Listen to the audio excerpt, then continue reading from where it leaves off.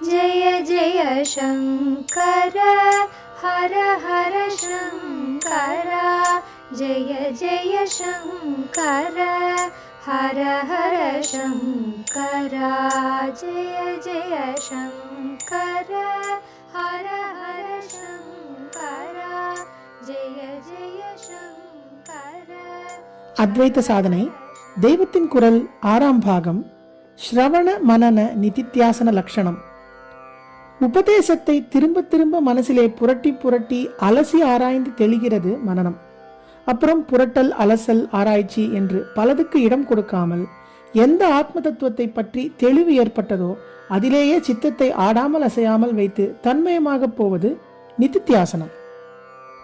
கேள்வியும் பதிலுமாக வசன நடையில் ஆத்மானாத்ம விவேகம் என்று ஆச்சாரியால் ஒரு பிரகரண நூல் அனுகிரகித்திருக்கிறார். அதில் ஸ்ரவணம் என்ன, மனனம் என்ன, நிதித்தியாசனம் என்ன என்று ரத்தின சுருக்கமாக லட்சணம் கொடுத்திருக்கிறார்.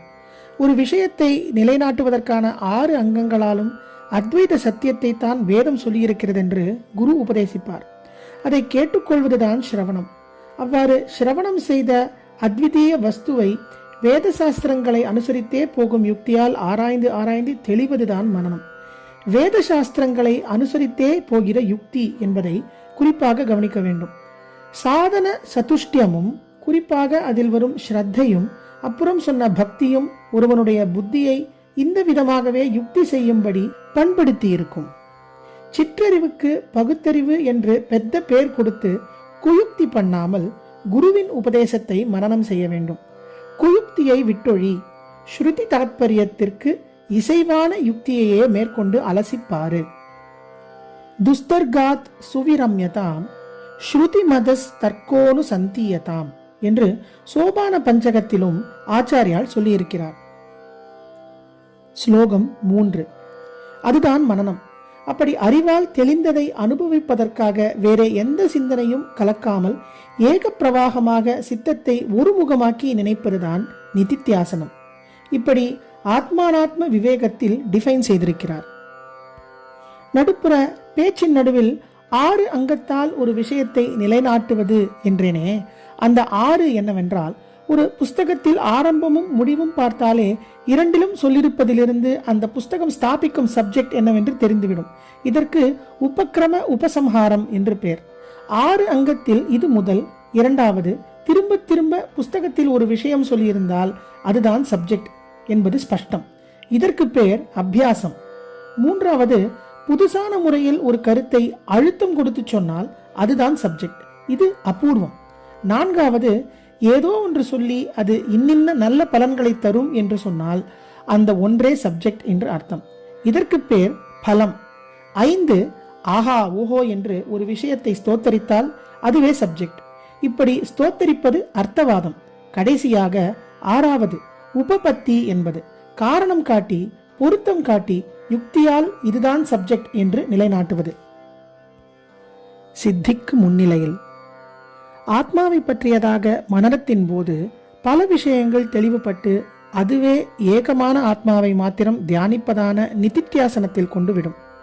டீப்பான மனன நிதித்தியாசனங்களில் ஈஸ்வரனுக்கும் சாதகன் என்ற அந்த ஒரு ஜீவனுக்குமே தெரிந்ததாக அநேகம் நடக்கலாம்.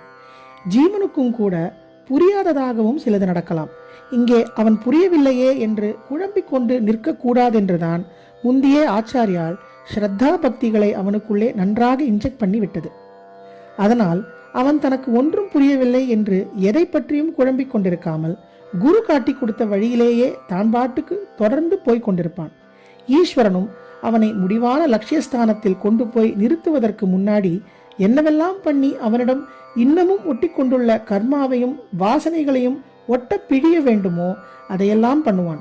அதெல்லாம் தொலையத்தான் அந்த கரணம் ஹிருதயத்துக்குள் போவது.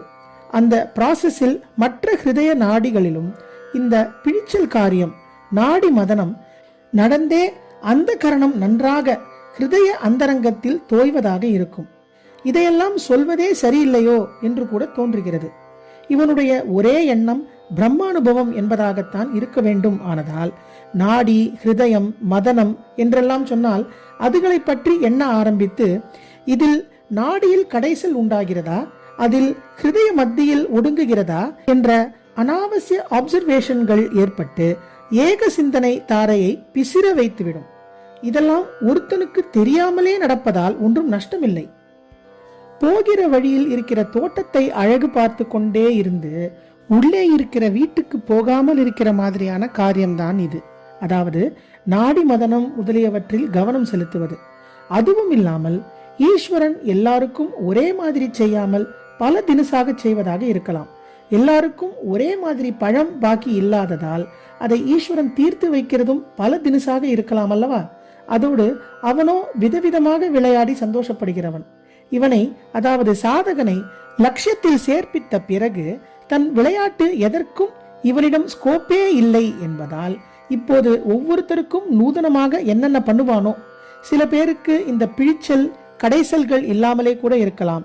ஏன், ஆத்மஸ்தானம் என்றே எது மூச்சு மூலம் மாதிரி தெரிகிறது என்று முதலில் கண்டுபிடித்து அந்த ஹிருதய மத்திய பாயிண்டில் தான் சித்தத்தை ஒருமுகப்படுத்தணும் என்று கூட இல்லாமல் சில பேரால் ஆத்மாவை அகண்டமாகவே நினைத்து கான்சென்ட்ரேட் பண்ண கூட முடியலாம்.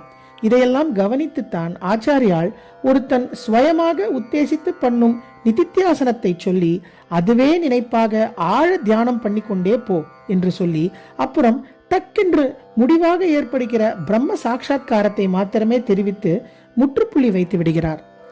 ஜெய ஜெய சங்கர, ஹரஹர சங்கர, மகாபிரிவாச்சரணம். जय जय शङ्कर हर हर शङ्कर, जय जय शङ्कर हर हर शङ्कर, जय जय शङ्कर.